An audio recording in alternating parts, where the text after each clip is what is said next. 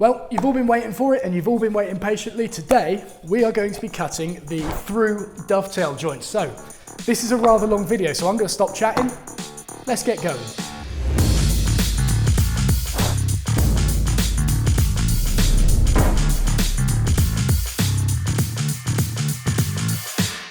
So of course, starting with our two blank bits of timber, let's get in close and see what tools we need. So tools we need for this joint: a marking knife, a marking gauge, another marking gauge, a square, a selection of chisels, a hammer, a Jesus pen, a dovetail saw, and some sort of fret saw, coping saw sort of thing. And other tools that you may find useful and you have a choice between are firstly, a sliding bevel, or you could use a dovetail marker, or you could use some sort of dovetail guide. And other options you have are a ruler to lay out the tails, or you could use a compass to lay out the tails. And one final option, you could also use a crosscut saw for cutting the ends of the tails off, but a dovetail saw will do it, so you don't need that. So anyway, in close, let's get these all marked out. Right, let's clear all this up. Okay, so what we've got here is two different thicknesses of components, and I've conveniently done them out of two different colours so you can easily see the difference between them. So I've already got my face sides and face edges marked on these, so I know what orientation they are going to go together. So face side will be out, face side will be out, and the face edges will be either down or up, doesn't really matter because I'll just flip it over either way. So first thing we need to do is mark out how deep we want these components to nest into each other. So we are going to be using a marking gauge for that. Now in the intro I stated that you needed two marking gauges, and the reason for this is because these two components are different thicknesses. If they are the same thickness, you only need one, so happy days. So I'm going to set this Veritas one to the thickness of the ash here, which is going to be our tails. And the first point I want to make here is that I have a few options as to where I set this marking gauge. If I set it so it is flush with the edge of the timber here, it means that when I put the joint together, all the components are going to line together perfectly. Now this sounds really great because it means obviously you've got less work later on in terms of planing, but what I like to do is actually set my marking gauge a tiny bit beyond the corresponding component. So I'll show you what I mean by this. Okay, so here's the end of the ash and there's the marking gauge. So like I was saying, if I set it beyond it, not that much, I'm just sort of exaggerating it for now. If I set it beyond it, it means that when I assemble this joint, it means that the tails and the pins are going to sit proud of each other and I'll be planing down end grain to get them flush. If I set it so the marking gauge doesn't quite reach the far edge, it means that I'm going to be planing down these long grain surfaces to get the joint flush. Now in most cases, it's actually a lot easier to plane down the end grain to get it flush. So what I tend to do here is leave it overhanging a bit. And the amount I do this by is very small. What I tend to do is overhang the marking gauge, drag it back and then pinch it around the timber. So now if I lock that down and rotate it around, you can see that the wheel isn't quite resting on the edge, it is actually dipping below that surface a bit. But if I feel that, it's a very small amount. So that means I'll have end grain to pare down at the end, which like I say is usually easier in most cases. However, it will only be a very small amount because this marking gauge is only overhanging a very small amount. So back to the marking out. So the Veritas marking gauge is set to the width of the ash here, and what I'm going to do is transfer this marking gauge onto our pin board. Now what's worth noting with the pin board is that you only need to mark it front and back. So with marking gauges, this is what a lot of my students will struggle with. What you want to be doing with this is focusing more on pressing it into the end grain of the timber rather than pressing down into the surface. Just do really light scores to start with and gradually increase that pressure. You don't need to make them too deep because if your chisel is sharp, it will locate in that line even if it is extremely faint. But for the purposes of this, I'm going to do them quite heavy so you can see what I'm doing. So there it is on the front, and I'm going to do it on the back as well. Now in my previous joint videos I mentioned that you should mark shoulder lines with a square, but with dovetails I always do them with a marking gauge. This is because I always make sure that that end grain is perfectly square, whether that's been cut off a panel saw or if it's been cut off a shooting board. The squareness of this is extremely accurate, therefore I can warrant referencing off it to mark my shoulder lines. The other reason in all honesty is because my largest square that sort of reaches over this distance isn't actually that square, so I can't rely on it and things like this. So I'll use a marking gauge for dovetails, but anyway, there you go. Shoulder line marked front, shoulder line marked back. You don't need to do the sides on the pins. So we're going to do exactly the same for the tails now. So I'm going to get my type marking gauge. Now, if you want to know the difference between these two marking gauges, I did a tool duel between them. They're very similar, but there are some differences that you should be aware of. The link is up in the top right corner. So I'm going to set this marking gauge exactly as I did with the Veritas one. So leave it overhanging a tiny amount like that. There you go, lock it down. And I'm going to transfer this onto the tail side. So I'm just going to make sure these are going together the right way. Yep. So I want it to go onto here. So these, again, press really hard into the end grain here and just do light pressure to start with. Get that line established. Because a lot of people with dovetails, the thing they really struggle with is getting this shoulder line crisp. This is usually where you'll see all of the gaps of beginners because they haven't taken the time to mark this accurately. So front, back, light pressure to start with, gradually increase that pressure. Now on the back here, what I want you to do is dig the marking gauge in quite a bit more than the front. Still keep it nice and accurate, still keep the pressure on the end grain, but make this line a little bit deeper than what you would on the other ones. So then we're just going to do the sides quickly. There we go, one.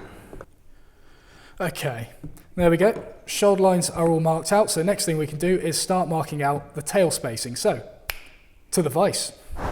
Okay, so to lay out the spacing of the tails, as I said at the start, you have a couple of options for this. On the end of this, we're going to put three tails on the end of that, I reckon. So, obvious option is a ruler. Say you mark in, I don't know, 5mm from each side, or just under 1/4 of an inch. Mark in 5mm, and then work out your spacing of the dovetails between that. So a ruler works pretty well for that, especially if you're working to a drawing, for example. However, if you're not working to a drawing and you can't be bothered to do some basic maths, which is me in a lot of cases nowadays, you can use some dividers for it. So I'm going to show you that method now. Firstly, what you want to do is work out the size of the half pins either side of the tails. So like I said, with the ruler measuring in 5mm, we can do exactly the same with these. So make it about 5mm. That looks about right. So what we're going to do is get the compass right on the corner like that, and then bring the other point down and stab it in, give us a little point to work to. So I'll just draw that on so you can see it. Got a little point around there. We're going to do exactly the same from the other side, so get the divider right on the corner like that, and bring the other one down, stab it in place. So then we got a mark there as well. Now this is the bit I like. What we're going to do is just sort of guess the size of the tails. So this is where you're taking out the mathematics aspect of it. Happy days. So I don't know, they'll probably be about that big maybe. So what we're going to do is start with one of the dividers in that first point there.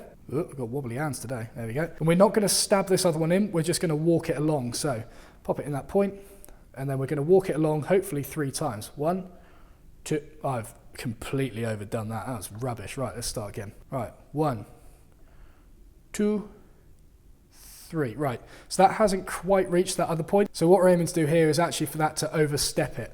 So I'm going to open them up a little bit more. Now obviously whatever that distance is that I was short by, so in this case about 5mm, I'm doing 3 steps. So whatever change I make to these dividers, it's going to be multiplied by 3. So I don't really need to do it by that much, maybe about 1mm or 2. So there you go, start again. 1, 2, 3, there you go. So now you see it's landed spot on in there. And what this means is when we come to mark out our dovetails, we would get a spacing that looks similar to this dovetail guide I got from Bernard Bilsbury when I was on the Anarchist tool chest course. You see, it's literally the width of a saw cut between the tails. Some people like doing this because it shows that the dovetails were truly hand cut, because you cannot do that with a router bit. Imagine a shank that big, that would just be terrifying. But yeah, shows that the joint is completely hand cut and that there is no machines involved with it. I think it looks good in this case, but it's not usually an aesthetic that I go for, so I like to leave about 3 or 4mm between my tails. So because I was spot on with that other one, I'm going to open these by about 1mm or so, and then by the time I've walked 3 times, it's going to multiply that by 3, and I should overstep this by about 3mm now. So 1, 2, 3. There we go, I like that. So whatever this oversteps it by, that is going to be the distance between your tails. That looks pretty good to me. So I'm going to start again, and this time I'm going to dig the compasses in a little bit. So 1, dig it in, spin it round, 2, dig it in, and 3, don't dig it in there. What you want to do is reset the compass to this one and go back the other way. So 1, 2. And as you can see, we've got a mark there, there, there, there, there, there. And if I now square these across, you can see that we've got our 5mm spacing either side, we've got 3 tails, and these bits in between are our waist. So that's the method I tend to go for nowadays because, like I say, it means no maths, which I really like. However, if I'm working specifically to a drawing, I will still use a ruler. So the next thing to do is mark out the angles on there. So to mark out these dovetail angles, this is where you have one of three choices. Firstly, you could buy yourself obviously a dovetail guide. So these are at a fixed angle. You just trace around that and you can actually do that across the end grain as well. And obviously this is quite a quick method. Another option here is to use some sort of dovetail guide and not even bother marking out the tails here. You can just plop that on top, shove your saw up against it, and these magnets will guide your saw all the way through. I'll be showing you this in use later on. This is the Katz-Moses dovetail guide. I had a play around with it earlier and I very much like it. So I'll be showing you that later. The other option is using a sliding bevel. So this is kind of like an adjustable square. You can simply unlock it, choose the angle you want, and then mark down for the end grain like that. But question is, what angle do you lock that at? Well, I will show you that now. So with those lines all squared across the top, the next thing we need to do now is obviously draw our dovetails on the front here. And we do this using ratios. So for the purpose of this demonstration, I'm going to do a 1:6. So firstly, what I'm going to do is pop a small mark on the bottom of this MDF here. I'm not drawing it on my bench, don't worry. So a small mark on the MDF, and we're going to mark 1 unit across from there. So I'm going to do both metric and imperial here. I'm going to do 25 millimeters across, which is also 1 inch. And then what I'm going to do is get a square on the edge, get my ruler, and then I'm just going to square that line all the way up like this. So for a 1:6 ratio, we have gone 1 inch across. Now we just need to go 6 inches up. So 6 inches is also 150 millimeters, conveniently the length of this bit of MDF, and we can join them up like that. And voila, we now have a 1:6 ratio. So this is exactly the same if you do 1 meter across and 6 meters up, 1 mile across, 6 miles up. It's going to give you exactly the same ratio. So then all we need to do is get our sliding bevel hooked over the edge of the MDF and line it up with that ratio, lock it down, and there we go. 1:6 ratio locked into our sliding bevel. So that works exactly the same if it's 1:8, 1:7, 1:5, 1:4, whatever you want to do, just measure 1 unit across and whatever you want up, as long as you're using the same units of measurement. And now with our 1:6 dovetail ratio locked in, we can simply join those lines up with the lines on the end grain.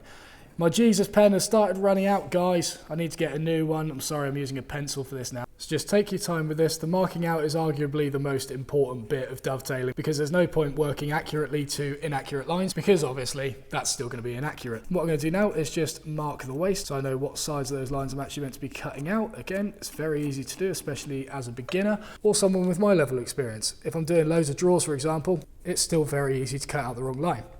Speaking of, let's get cutting these out.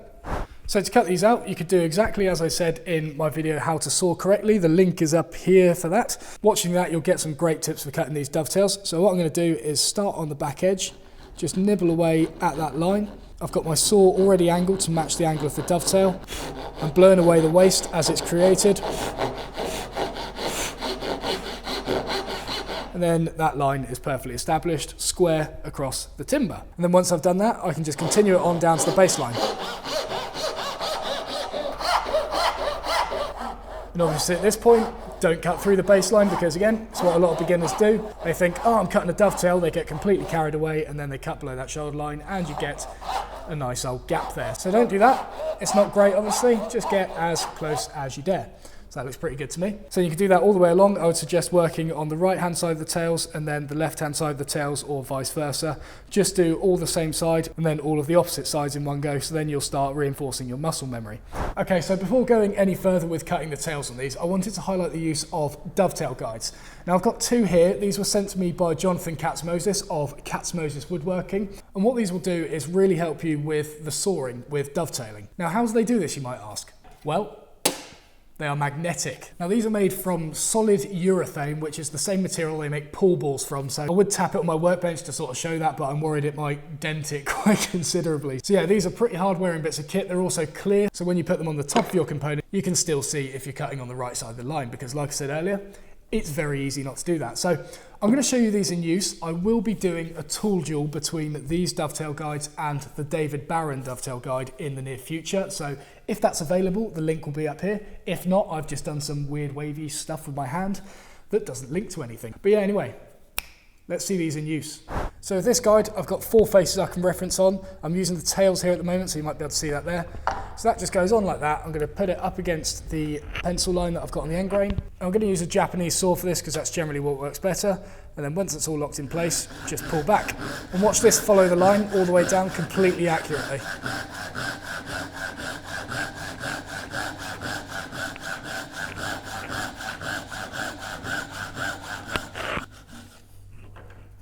Voila. So that has tracked it down perfectly. I'll do another one here. So guide right up against that line, pop the saw on, and then just start cutting. And you see how solidly along the top here that this saw is locked into it. It's not budging side to side whatsoever. You do need to put a little bit of effort in your part, but the guide really does help with this. There we go, that's all them done. Now all you got to do, flip the guide round and go from the other side. Now, the camera is in the way now, so move.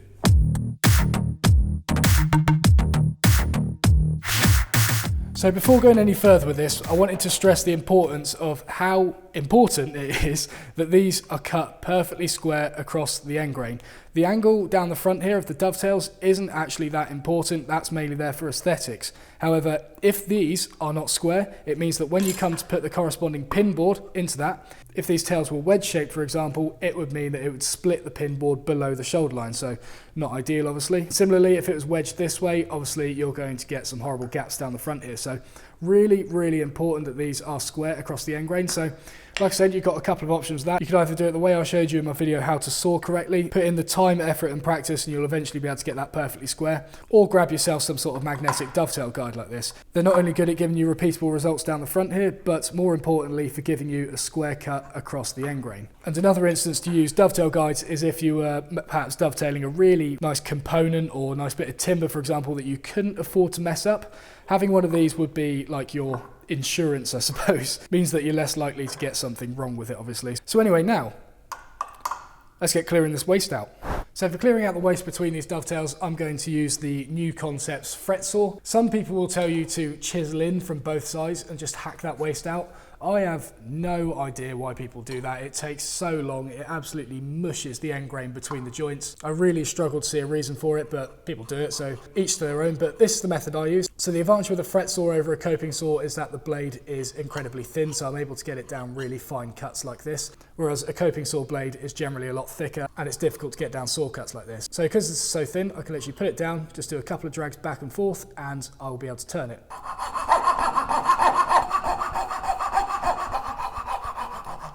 So there you go, there's that removed. Now I can just flip it round and take that other bit out. Get as close to the baseline as you dare here, about 1 millimetre or so will do.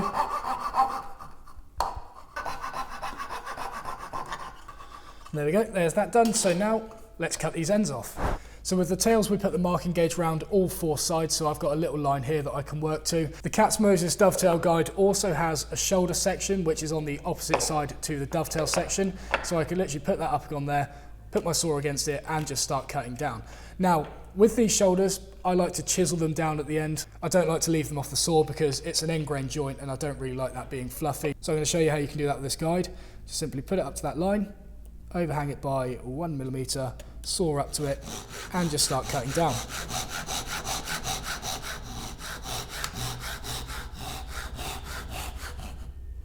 Then you can start bending your saw here to see if you can ping that last bit. Wait for it, wait for it, yeah. So there we go, now if you're looking close there, you can see it is about 1 millimetre off from the shoulder line, which makes clean up a lot easier later on. So like I said at the start, you also have the option to use a cross-cut saw with this, and this is where you would use it because we're cutting across the grain here. So if you were to do this freehand, start on the back edge, nibble away the back, level out the saw, and then take it down to that cut line. You can usually ping this last bit of material a little bit better with the Veritas saws. Oh. So there we go, let's get rid of that last little bit in there. And there we go, we're cut about 1 millimetre away from that shoulder line. So again, put in the time, effort and work and you'll be able to do that like I just did, freehand with a saw. If not, grab yourself one of the dovetail guides and just do it with the shoulder section on that. So next what we're going to do is chisel down to our baselines. So when chiseling out these tails, there are obviously a few methods of doing it. You could clamp it upright in a vise and go through like that, or alternatively, you could have it flat on a surface and go down like this. Now the latter is generally my choice with it, and I'm going to show you how I go about that now. So what I'm going to do is just clamp this between my dogs here. And you'll notice how I'm clamping it with the tails off to the right or the left, either way. The most important thing here is that I'm sighting down the baseline on this along its length. That way, when it comes to chiseling down to that baseline, I can see if that chisel is going in square or undercutting or overcutting, I assume. You can see if it's going in square, whereas if the timber was clamped towards you like this, you can't really see the angle of that chisel very easily. So I would recommend clamping it sideways like this, and this is the same reason why I don't do it upright in a vise like that. you can't really see the angle that your chisel's going in. Also, if you were chiseling down to that baseline using a mallet, you lose a lot of energy transfer because that is slightly deflecting in the vise. Whereas if you have it down on a solid workbench, all of the energy is transferred into the workbench and you lose a lot less power. So let's get chiseling it down, shall we? In close. So as I said at the start, this is usually where beginners will make an absolute dog's dinner of their dovetails. Getting this shoulder line right is usually the difference between if your dovetail looks good or if it looks like a hobo's 2 front teeth, or 3 front teeth in this case. So what you want to do, get the widest chisel that you can possibly fit between those dovetails. So this one's right on the limit. I'm not entirely sure I want to go with that. I'm going to drop it to my 1/4 inch and do it in 2 steps because the corner of the bevel edge here can possibly bruise the internal corner of the tails if the chisel is slightly too big to fit in that cavity. So usually best to do it in 2 chops or so. The other thing to look at here is if your saw cut has gone all the way to the baseline. If it hasn't, just reference your chisel off that inside face and then just simply roll it up until your chisel hits the baseline or just goes a tiny bit beyond it. And this means that those internal corners in there will be really crisp once the joint is all assembled together. So there we go, now we can start chopping. Now what I've got here is about 2 millimeters of material between the shoulder line and where I cut with my fret saw. And what you don't want to be doing here is popping your chisel straight into that line and whacking down to it. Because what will happen is the wedging action of the chisel is going to push the chisel back and it's going to fall below the shoulder line and give you a gap once the joint is assembled. So this is usually what beginners do. They'll put it in there, whack it through and then wonder why they're always getting a horrible joint between the shoulder line there. It's because you're trying to take off too much at once. So what I generally advise here is keep halving the material until you can't halve it anymore. So we've got about 2 millimeters left. I'm going to halve that material and leave it so we have about 1 millimeter left. Get the chisel in there so it's looking pretty square and tap it through to about halfway and then just do the other side. Now we've got 1 millimeter left. I reckon we can halve that again, take it down to 0.5 millimeter. Again, only tapping it through to halfway and just do this second bit now.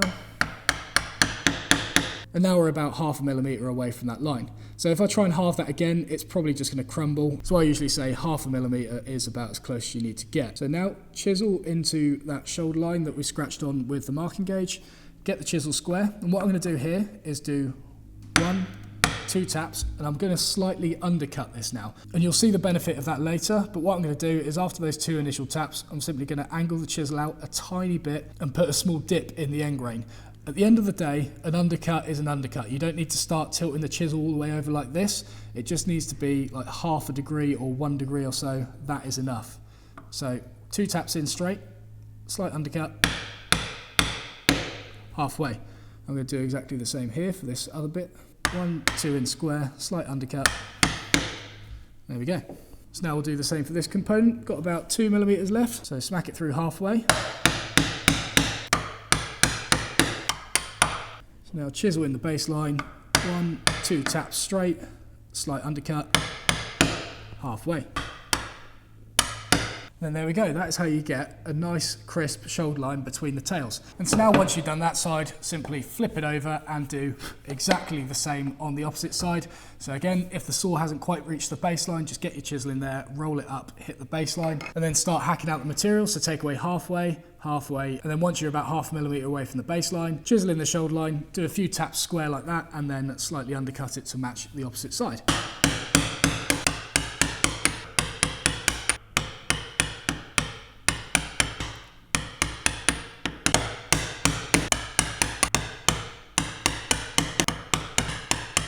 There we go, we are through on both sides, so now all we got to do is focus on these outer corners. So, back to the vise. So these outer part of the tails is where you've got to be very, very careful because on these internal ones, you only really see one of the faces. You have got 2 sides to it, but generally this is the inside of the drawer. If you look inside the drawer, you'll be able to see any gaps here, but in most cases, you'll be looking at the gaps on the outside, so it'll be on these ones on the face side here. However, on the edges here, if we don't cut these correctly, you'll be able to see a gap on the front and you'll be able to see a gap on the top. And in most cases, you'll be able to see a gap on the inside as well. So you've got 3 faces here that you need to pay attention to as opposed to the 2 in the middle. So you've got a few different ways of doing this. You could clamp it upright in the vise like this, and then you could get a chisel in from either side, angle your chisel down and pare upwards from all 3 sides. And then that will create a small peak in the middle here. And then you can simply come in from the side, and pare that peak down until you get to the shoulder line on all three sides. The way I like to do it is get it in the vise sideways like this, and then simply get my chisel into the shoulder line here, and then hammer it down following this line on the front. I find that I get much better results from that. So if you get in close, you can watch me do that. So same as before, we don't want to be smashing straight into that shoulder line like an absolute barbarian. We want to halve the material if we can. So I left about 1 millimeter off from the saw. I'm going to halve it and take it to about 0.5 millimeter away from the line. So get it in there, tap it down a few times.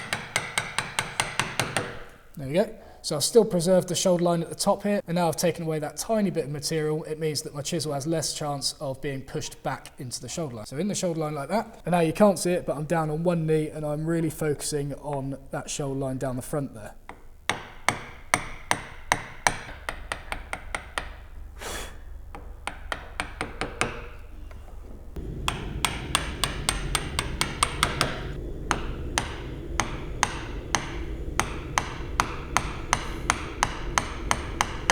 There we go, so that's taken it off all nicely. Now I can just come in from the opposite way and remove that little nibbly bit there. So just come in from the front side and remove those little bits in the corner. And there we go. We've got a nice crisp line, and obviously I started it in the shoulder line here, so I know that's accurate, and I followed it all the way down. And if I look on the shoulder line here, I can see that there is a really, really thin white line all the way around, and that is left over from my marking gauge line that I marked the shoulders with initially. And so now while it's upright in the vise, just use this opportunity to get any sort of horrible fluffy bits out the corners, because that's going to stop your joint from going together as well. Being careful not to damage the internal corners of these tails. This is the closest thing to surgery you will ever get. If you're not a surgeon already, that is, then you're probably pretty close to surgery by that point. But anyway, I'm chatting complete rubbish, aren't I? So there we go. That is most of the fluff removed. Another thing I like to do is just get my knife in there and just score into the corners a few times, and that will get rid of most of the remaining debris. And there we go. I reckon we're ready to mark this onto a pin board now. So let's get that set up. So you might remember at the start of this video when we were marking the shoulder lines on here, I said to make the back shoulder line on the tails a little bit heavier. And this is why. What I'm going to do is get a chisel, and I'm going to start about 3 millimeters back from that shoulder line. I'm going to angle the chisel up, and I'm going to slowly wiggle it in and take out a V groove until it hits that shoulder line. You'll get a nice little click, and then you can remove that material. I'll do exactly the same on the back of this tail as well. Choke up on the chisel when you're doing this if you're holding it by hand, so then you're not going to slip and make your hand look like a ham sandwich. So, and finally on the back of here. And do make sure you are doing this on the back of the tails, not the front, because this will absolutely ruin your work otherwise. And so now what we can do is we can get our pin board and our tail board, obviously. So face sides and face edges going the same way. Get our pin board clamped in the vise and get a waste bit of material supporting it from behind. And what you might be tempted to do is get this material the same height as this pin board. Don't do that. Leave this pin board about 1 millimeter or 2 above that. Lock it in place, slide this back, and then this is what the little V groove will do. If I slide it forward, you might be able to hear that that V groove is allowing this tail block to lock itself in place exactly on that shoulder line. It's only a very, very small amount of location, but it's enough to hold it in there and to let you know that you're holding these tails in the correct place. So get that located on there. The next thing you can do is get a wide chisel, reference it off your face side and face edge, and then slide that block up, and then you have 2 points of location. It's not only going to meet up perfectly on the internal shoulder lines here, but it's also going to be flush on the face side and the face edge, which is always good. So there we go, I've got that flush, and now all I'm going to do is get a marking knife and very, very carefully mark around these tails. Now, same as with the marking gauges, do a light cut to start with and then gradually increase the pressure. Do not let this tail board move, because that will mean that these knife lines are inaccurate. In some ways, the methods that I just showed you to locate the tails onto the pin board by cutting the V groove and by lining it up on the face edge will help you align it again, but it's never going to be spot on. It's always best to be able to do it in one operation, but we'll make mistakes sometimes, so if it slips, just go through the exact same process as I just did. So there we go, I've got an exact template of the tails on here, marked onto the end of my pin boards. So now I can simply move that up and square those lines down the front so I can easily see them. I must say, I am very much missing Jesus. This pencil isn't quite doing it for me. So there we go, they're all squared down, and of course, before you do anything, mark your waist, because now If you cut the wrong side of the lines, you're going to have to start this pin board again. And this is some lovely walnut, so I don't really want to put that to waste.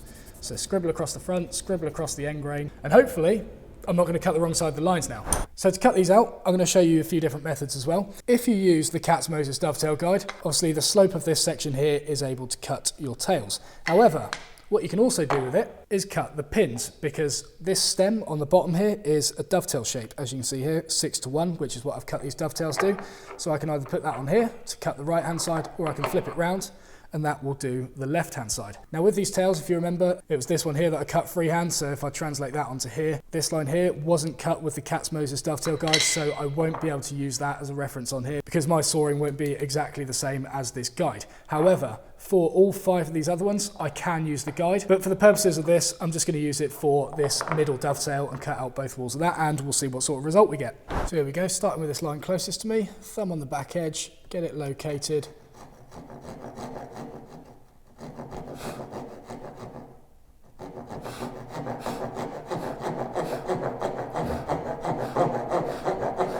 Blow away the waste as it's created.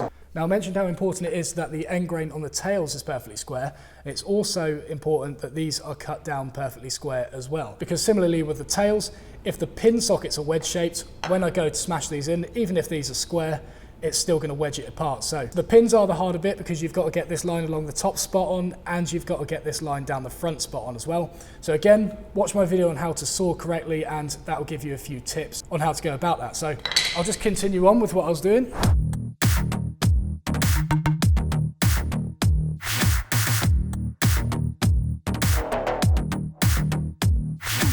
Okay, and Katz-Moses guys for the middle one, so get it matched up on there. So I'm going to stick the saw to it first, I'm going to slide that up to the line. I'm just going to take a small nibble out the back to check where I'm at with it. I think we can get a little bit closer than that. So hold it in place and let the jig do the work.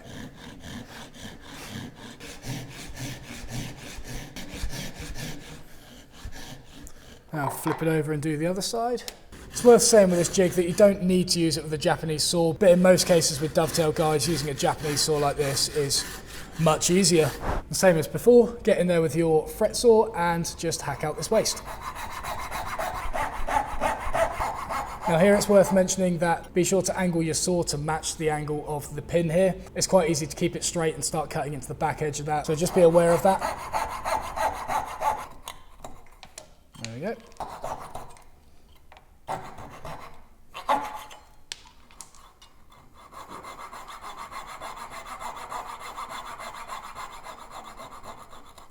Okay, let's get chiseling. So same thing as before here, widest chisel that you can fit between the gaps without it hitting either of those edges, and keep halving the material before you commit to that final shoulder line. Don't go in and just completely whack it, because it's going to look terrible. So again, about 2mm left, take it down to 1mm. And obviously again, I'm sighting down this line here so I can see if my chisel, just stabbed one of the pins there, so I can see if my chisel is tilting forwards or backwards, or undercutting or overcutting, whatever it is.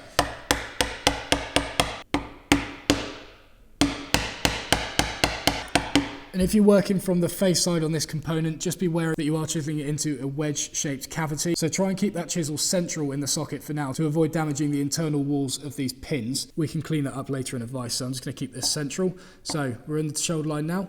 1, 2 taps. Slight undercut to halfway. Right, so that side's all done. Let's just flip it over. So on the back here, I can see that the saw hasn't quite hit the shoulder line, so I'm just gonna roll the chisel up and complete that. I just wanna do this for insurance purposes.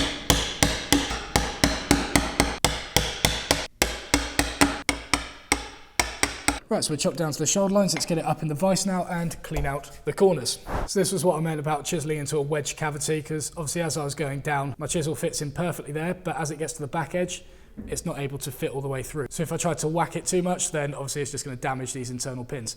So get a smaller chisel, have it upright in the vise, and then finish off these internal corners upright like this. Doesn't need a lot of work.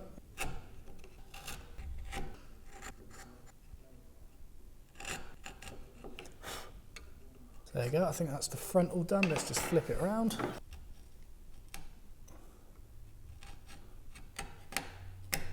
Okay, again, it's looking pretty good. So now I'm just going to get a knife into the corners and make sure there's no fluffy bits in there that's going to stop it from bottoming out.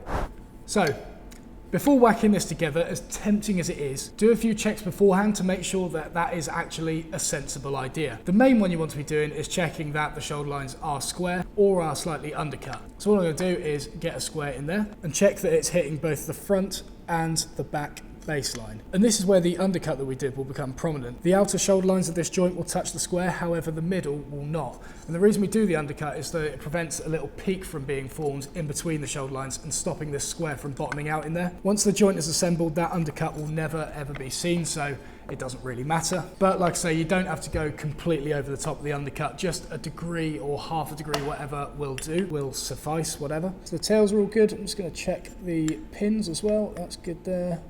That's good, good, good, good, good.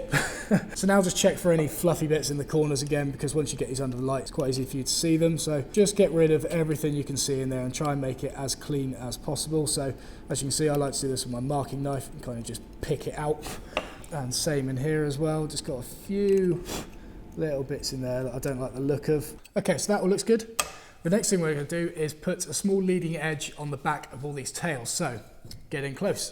So what we're going to do here on the back of the tails, so this the face side being the front, on the back is put the leading edge. And all that is just a small chamfer on the back of each tail, which is going to help it locate in the pin socket. Now what you don't want to do is start the chamfer all the way from the end grain, because that is going to show on the finished joint. Instead, start about 5mm or just under 1/4 of an inch and just put a small chamfer on the back like that. Really doesn't have to be that big, just something to help these tails locate in the pins. And also, if we have any rubbish in the corner of the pins, this chamfer will bridge the gap over that. So it will eliminate another possibility of the tails not bottoming out in there. So just referencing the chisel off the shoulder line now, take off the little ears that have been left over. There we go. So I've just noticed here on the second pin in from the right that I haven't got as close to the line as I wanted to when sawing.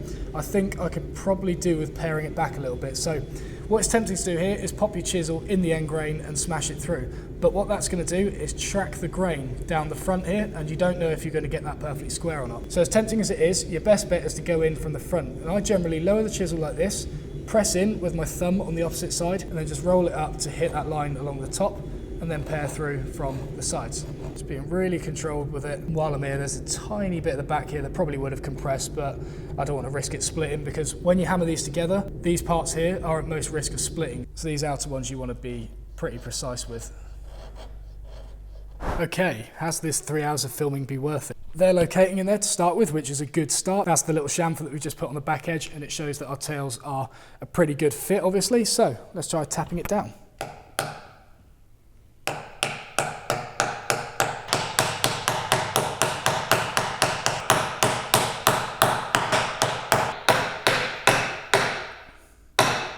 Well, to me that looks pretty good. So let's plane it up and see what we got.